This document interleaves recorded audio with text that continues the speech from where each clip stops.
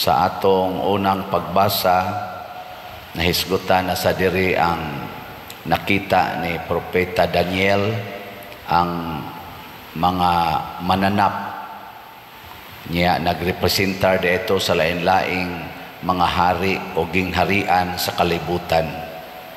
Niya mga bangis kay sila ug ang katapusan naging harian nga bangis kaayo, nagpanamastamas sa Ginoo.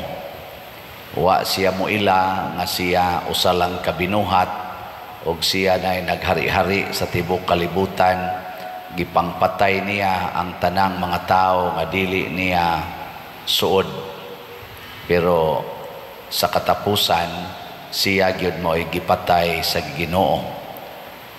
Karong adlaw maoron ang katapusang adlaw sa atong simbahan na 2023. Ugmang adlaw musugod na ang bag-ong tuig sa simbahan nga mao ang Advent, first Sunday of Advent. Nya gipahinumduman ta nga sa katapusan ang mga tao sa tibuok kalibutan nakaila o wa kailas Ginoo. Matud pa sa atong ebanghelyo, moabot kini sa tanang mga tao sa tibuok kalibutan ingon sa usa ka litag. Og nganong mura maglitag, kay kanang litag makugang man ta ana, makalitan ta, maigking nya inig kaigking na nato, inig libkas niya nakuha na di ay ta. O na sa una manglitag man ko og manok ihas og kanang mga maglakaw-lakaw sa kabanwaan ba, usay makakuha mi og kanang iring nga ihas, kanang tawgo na mog tinggawong na apay maral, usahay tikling, usahay manok ihas, usahay ilaga mo'y makuha, pero kanon raman na si ilaga ang higot maputol ra. Pero kanang litag tan-aw na nimo, basta litag ani mura na siya og ordinaryo kayong lugar nya, naapagay mga lamian nga mga pagkaon, butangan kanang gitawag na tugpaon or bait ana niya ang manok ihas or kinsa tong ganahan sa paon, mukaon siya didto nya iniglabang na niya spikas, kuha dayon siya sa litag. Dinhis kalibutan mao sa nay gibuhat sa yawa nato, butangan tag paon sama ng kwarta, dungog, bisan kaning atong gahom, gamhanan man sa tang mga tao, makamugna man sa tag mga butang usahay murag katingalahan sama aning atong pag-construct og mga buildings, pag-construct anang mga infrastructures nga usahay murag masiga atong mata, kay murag dili na gyud katuhuan ba nga ang tao mo'y naghimo. Gamhanan kay ta sama ana sang mga equipments nga mo construct mo kaut nga tus dagat, makatukod pagdagko og tag-as kaing building nga naa nagtugkad sa dagat. Ingon ana kangilngig ang tao, nakahimo tag mga eroplano nga mulutaw sa hangin, mutabok pangadto sa laing planeta, kanang mga space shuttle, mga barko nga porting dagkua mulutaw sa tubig, magda pagyog mga daghan kaing eroplano, sama anang mga aircraft karon nga gipangtungtong sa kaning mga barko nga igugubat. Mao nang ngilngig kay tanawon, pero kining tanan bisag unsa pa ni ka maayo, apil na nang naghimo ana mga atomic bombs, mga nuclear weapons, mapapas kining tanan. Mao na unsa may maayong buhaton, matud pas atong tubag sa Salmo, sa tuy atong tubag limot na Salmo, hatagi siyag himaya og pagdaig nga walay katapusan. Ang ato gyung buhaton kada adlaw magsige ra gid tagdaig sa Ginoo. Nya nganong ato mangdaygon ang Ginoo? Una, tungod sa gasas kinabuhi. Gilingay mong tupad ing nabuhi pa ka. Buhi pa ka.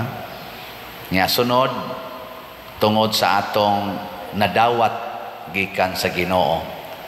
Kinabuhi niya gitagaan sa taniyag daghang mga nindot nga grasya sama sa atong kaning mo eskwela na asatay intellectual capacity niya makalpasarta na pagitay board exam niya tawgon dayon tag professional. O kana dako kay nang gasa pero giunsa man nimo paggamit ang imong profession. Gigamit ba nimo sa pagdaig sa Ginoo o ang imo ng kaugalingon mo'y imong gisigihan o presentar aron daygon. Kining akong pagkapari mao ni gasa nis Ginoo. Nya ang pari murag gamhanan kaayo bisag unsay isultis pari mahitabo gyud. Apil na gong Ginoo, musunod gong Ginoo sa pari. Inig pandong sa among kamot diri sa formula sa consecration, mahimo dayon nga buhi ang Ginoo diha sa bayhon sa paan ug sa bino. Grabe kayo ning gahuma. Niya ang pari makapapahawa og yawa sama ng paghimo anang exorcism ug uban pang mga sacramentalization sa tanan na gusto namong bendisyonan ginamit ang formula sa simbahan. Apan ang pangutana, kaming mga pari, amo bang gigamit ang among gasa sa among pagkapari aron pagdaig o paghatag o himaya na way katapusan ngadto sa Ginoo? Nya unsa may role pananglitan namong mga pari aron ang among tanan nga gibuhat naghatag og himaya og pagdaig sa Ginoo mo nang duna sad mi gitawag og way of life, the life of poverty, the life of chastity, celibacy, and the life of obedience to our bishops or superior sa simbahan.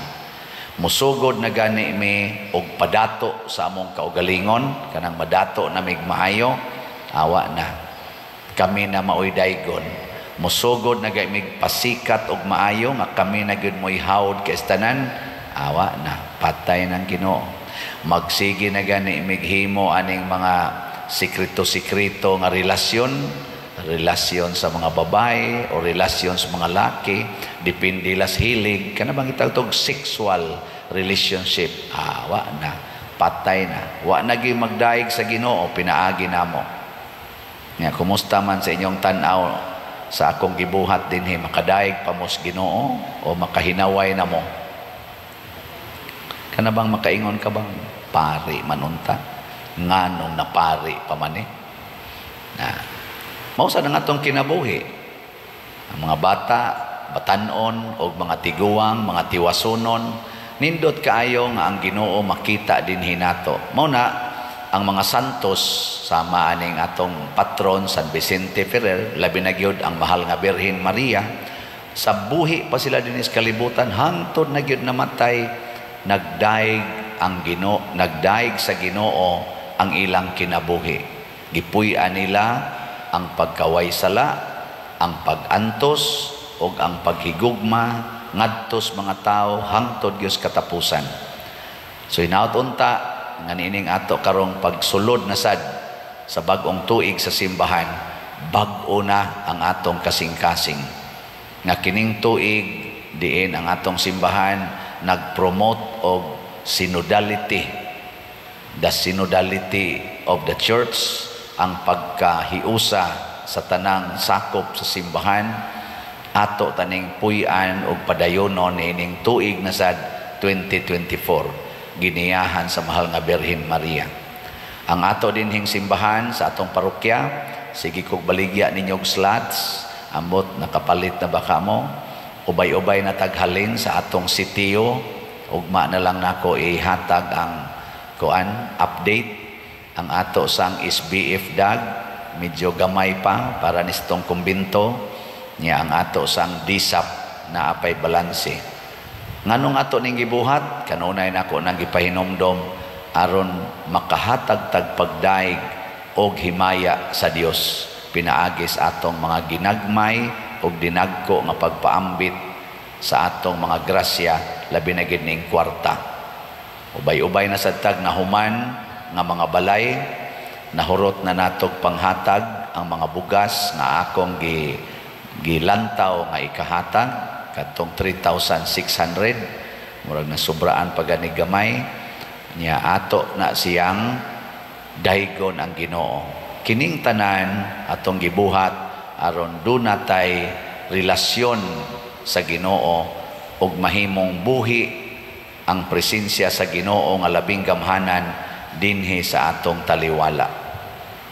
Ya, katapusang lingi sa imong tupad ing na padayon tang maghatagay og gugma, ing na padayon tang maghatagay og gugma, dili sulinga. Niya magpadayon taghatagay og gugma tungod kay ang Ginoo nahigugma man nato.